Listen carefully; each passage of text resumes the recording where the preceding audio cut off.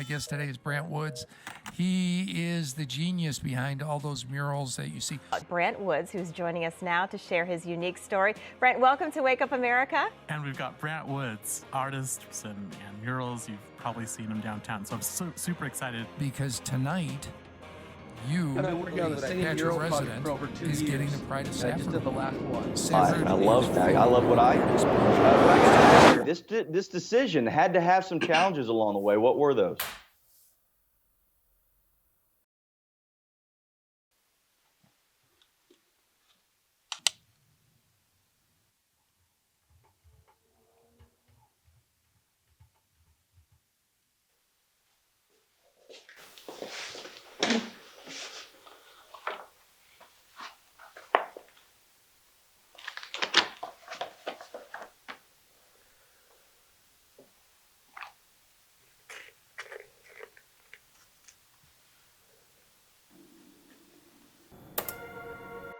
Okay, it finally happened.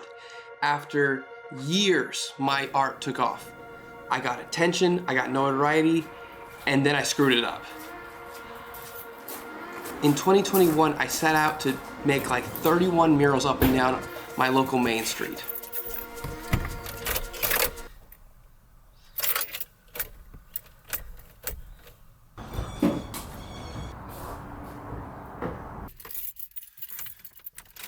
Here we are 2.5 years later, and we've put up like 39. I feel like I've had the whole community rally behind me on this one. I made stickers and shirts, and I was on the news. A couple million likes on Instagram and TikTok. Even have a raving fan base of middle-aged women on Facebook. I loved all of it. But at the end of last year, I had just a string of clients in a row where the same thing happened over and over and over, and I second-guessed my entire direction. Each one of these clients came to me and said, hey, we love all the murals that you've done. Can you design one for us? We'll be cool with whatever you do. Sounds like a dream job. I would go and design it, come back, and every single one in a row hated it. And each time the response was the same. Hey, maybe you could do one more like this artist, or maybe you can do one more like this piece of art, or this mural. Effectively, I got asked on repeat to copy somebody else's stuff, and it just didn't sit well with me at all. The first time that happened, you're like, okay, I get it. That happened, I was super understanding. But when you get to like the 5th, 6th, 7th time that happens, you really start to wonder, what am I doing? I started feeling like I was getting pulled in every direction but my own.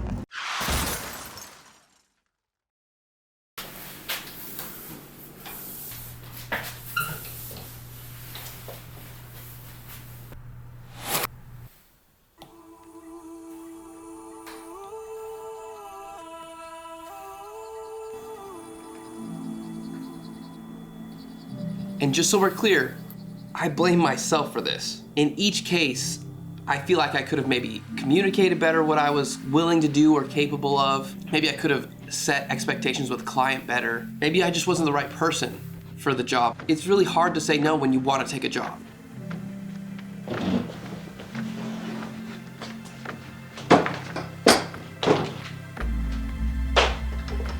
So I had to do this really painful self-reflection. It boiled down to this one question. Were they coming to me because they liked my art? Or were they coming to me because they needed a mural and I happened to be the muralist they knew about? Realizing that I didn't have a strong enough style for people to know what to expect from me was tough. Even when I line up the stickers and shirts that I printed, the reason why I'm pretty happy with them and was excited to print them was these were all the projects where I had free creative reign, that I got to really fulfill the vision I had in my head. I didn't feel like somebody was trying to hold my hand while I designed it. And right around this time last year, my wife had a baby and I decided this is a good time to just take a break, focus on family, and then come back and try to figure out what to do. Can you hold them for a bit? Yeah. So this guy refused to sleep unless I was holding him for months. So while he slept, I just stayed up late and researched and studied for hours. I was trying to figure out how to do this art career right and not hate it. I just started lining up all my favorite artists and I just started asking myself really hard questions. Of my favorite artists, why is each one special or unique? Why do I like their art? What sticks out? How would I like to see myself next to my art in the future if you Googled me? And I noticed like 3 things. Pretty much they all did across the board. First thing is they all had a distinct, strong style. I knew it was their work the minute I looked at it. No question. From listening to interviews and podcasts and everything with them on it, as far as I can tell, almost none of them found their style while doing client work. It was always they're doing it after work or in their spare time. That's how they developed their current look. Third one's like the gem that I was really looking for. After they spent their time developing that strong style, then the commission work for that thing, for that look came. They had to build it first. And that was like a theme I saw through all of it for the most part. So I came to the conclusion, okay, I need to take these steps. I need to do these things. I need to follow this path if I want to figure out who I am artistically. So I realized, okay, I need to start something new, and I think I even know what it is. But at the exact same time, I ran into this video of Dr. Huberman talking about like research and goal setting. Don't tell people that you're going to go out and achieve something prior to initiating action toward that goal, because in fact, the positive feedback that we get will diminish the probability that we will continually pursue that goal in a way that allows us to achieve it. So talking about your goals, as far as I can tell, is probably one of the worst things you can do if you want to achieve them. And did I screw up by even making this video and talking about it? I don't know.